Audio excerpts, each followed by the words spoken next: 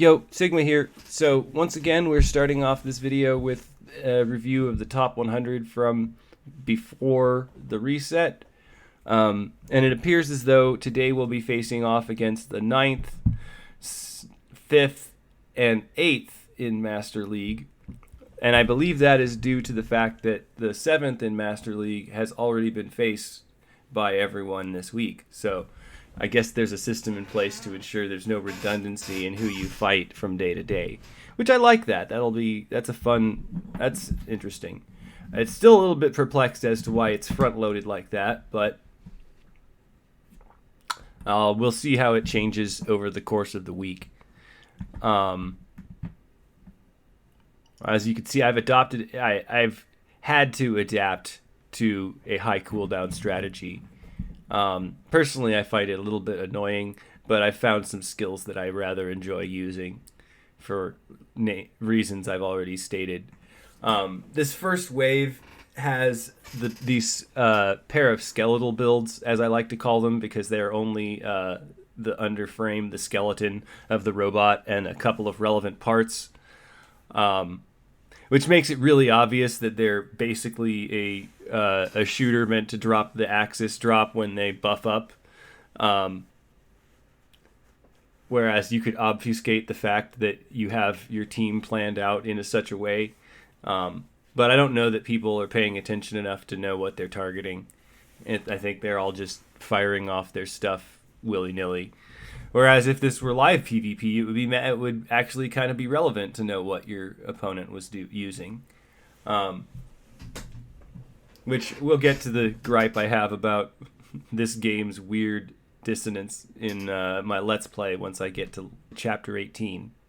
But that's going to be a while. At the moment, this last wave didn't give me too much trouble.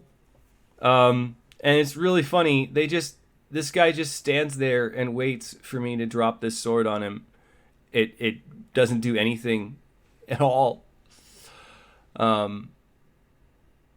But again, I focused my suits on making combination attacks so that we could stack damage up, because apparently it's not necessary to have all the suits do area damage. Although I did put Rolling Buster on Hinotori, which, to be entirely frank, if I could put something on her that does a different sort of area damage or another type of area damage, that'd be nice. But at the moment, I haven't found anything that fits, or that I like in particular. I'll have to check out some of the things that I see in Master League while we're watching.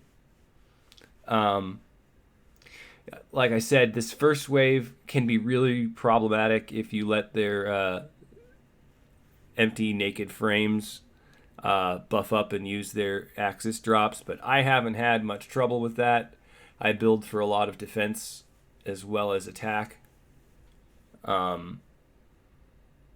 as most people probably should, but I don't know that everyone does. Kaori is probably the most balanced build out of the team.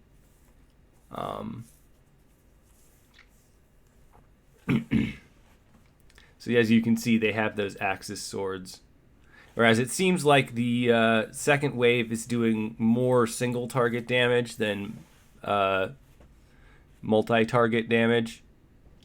AoEs are far more effective, as you can see. Even I've adapted into using a lot of them. Although we really should not have condensed all of our damage into that corner, because that thing survived. I'm really trying to work on getting us more damage and to quicker, but I just don't have the huge collection of parts to do that.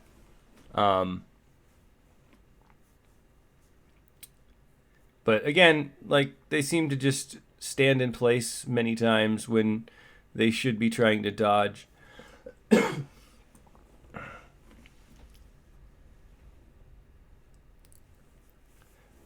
I've got a few parts that I'm still leveling up that are on Tonbo at the moment that are going to be very useful. So thanks for joining me. Like, comment, and or subscribe if you're enjoying this, or if you want to heckle. Either way works. Later.